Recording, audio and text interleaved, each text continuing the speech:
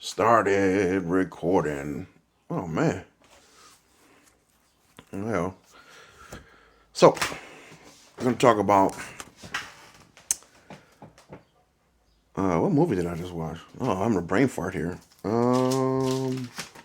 Apocalypse Now. I just watched it. You think I remember the name, but yeah. So I watched this movie. Well, I've heard about this movie plenty of times. I'm sweating a little bit. I don't have my AC on, so you're gonna have to forgive me. I've been trying to work out too. Trying. Not saying I am trying. Anyway, so yeah, yeah, I've watched this movie probably less than 10 times. But let me tell you why. It's because this particular time I watched it, the last time, it's was the theatrical version. I think that was 2 hours and 30 minutes, something like that, if I'm not mistaken. The first time I watched it happened to be like the director's cut. The director's cut is like 3 hours and 40 minutes. So it takes up a good portion of my day to watch this movie. Even though it's a good movie, I'm not gonna sit there and watch it back to back. I mean, I just can't. It's just too long. That's the reason I've watched it less than 10 times. But it's referenced in everyday life and in other movies so much. You pretty much got your feel of it. So try to give an overview of it.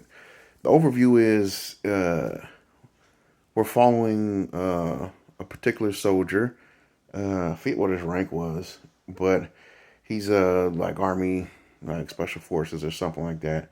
And I know this to be true because of the documentaries I watched. A lot of times they would use these individuals in extermination jobs or assassination jobs, whatever you want to call it. And this just happens to be one of those instances. Now he has to travel up and go out of country, this, that, and the third, and take out I think a guy who had the same rank as him, if I'm not mistaken. But he kind of he went crazy, not necessarily rogue. He went crazy, and yeah, he went crazy, not necessarily rogue. And the story, the movie is the story of how he gets up there, which I'm telling you, it's absolutely. I could probably use it. It's mind altering, right? Now, I say that because only one of the individuals winds up admitting to have taken anything like acid or something like that. But there's so many strange events that go on along the way. It's one of those it's one of those plays on the Odyssey, most definitely. But it's good. I mean, you really can't go wrong with having a format like that.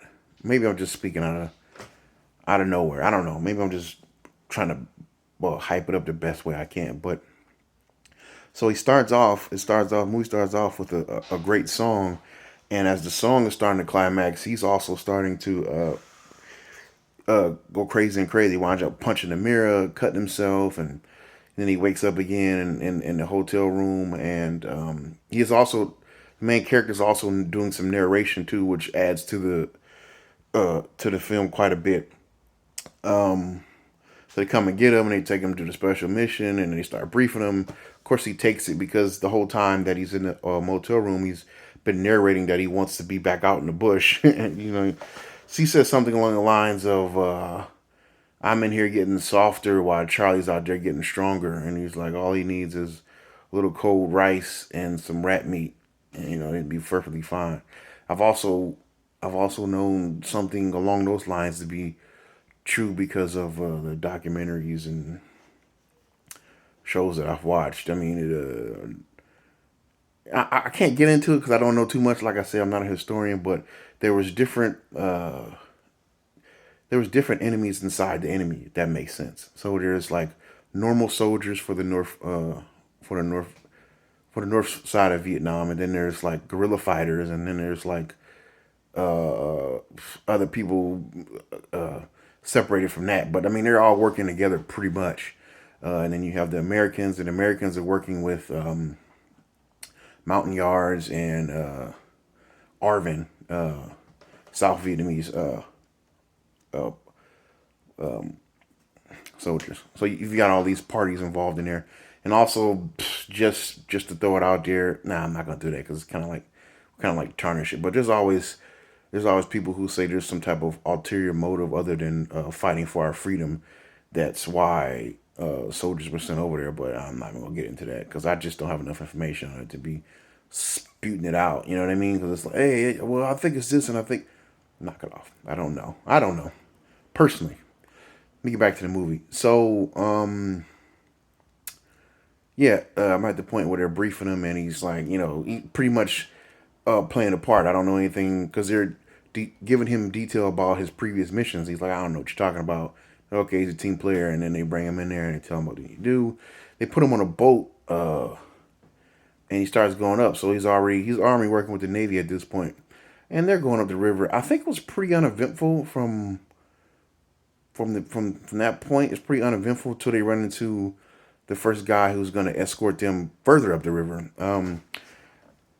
Now I think he's the same rank as him too, if I'm not mistaken. I don't know. I think all the major players were the same rank for some reason, or I don't know. Um, so they wind up.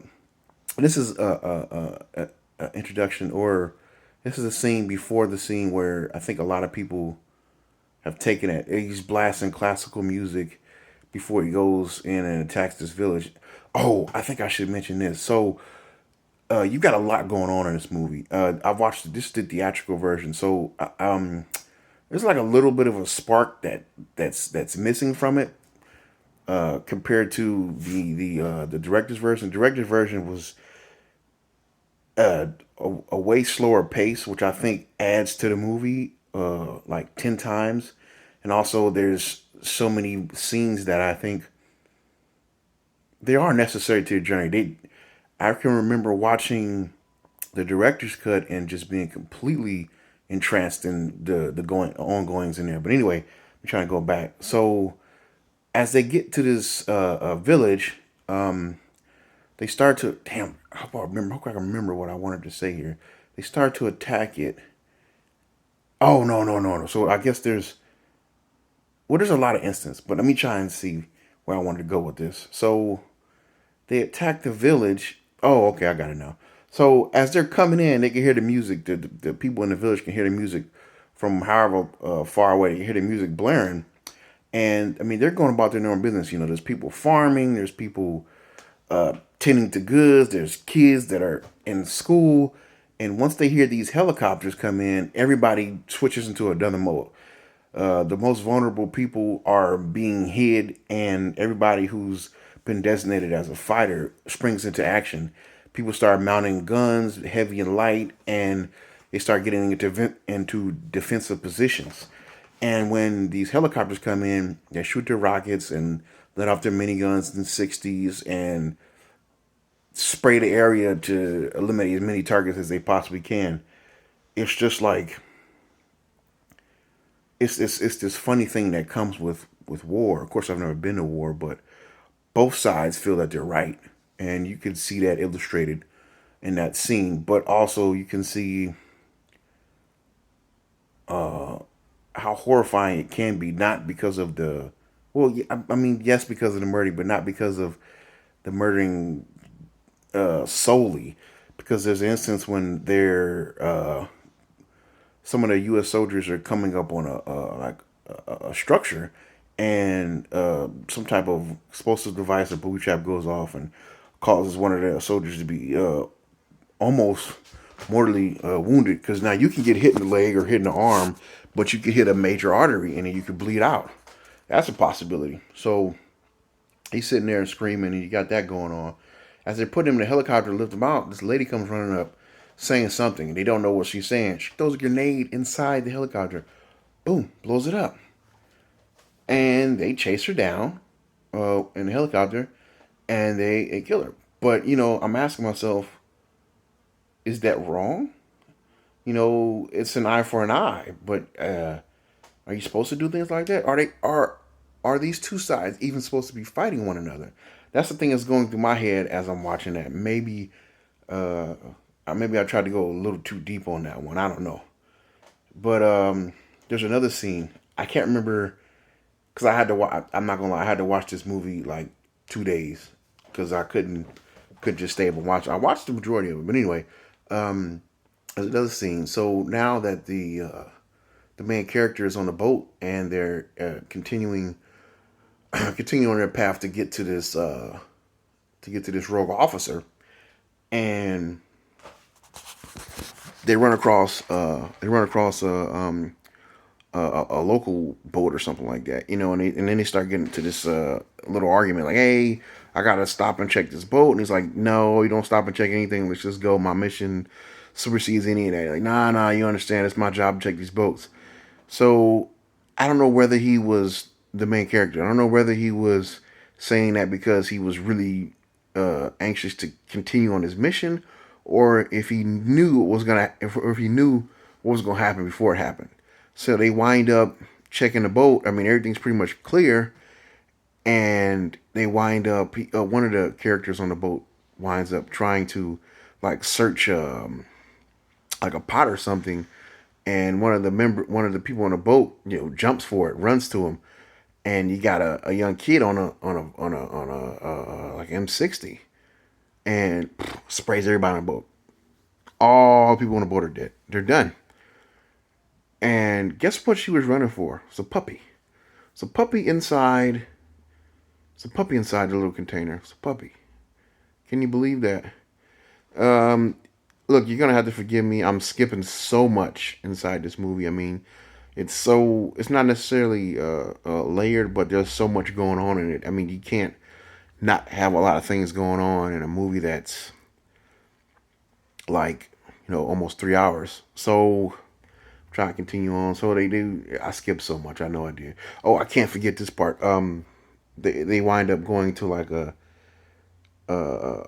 entertainment type deal for soldiers, and it happens to be all these playmates and they're dancing. Now in the director's cut, all those guys wind up getting a chance to bang those girls, but in the theatrical version, you pretty much just get to see the chaos and the loneliness that's involved in being in a foreign country and not have interaction with females if that's your cup of tea. You know what I mean?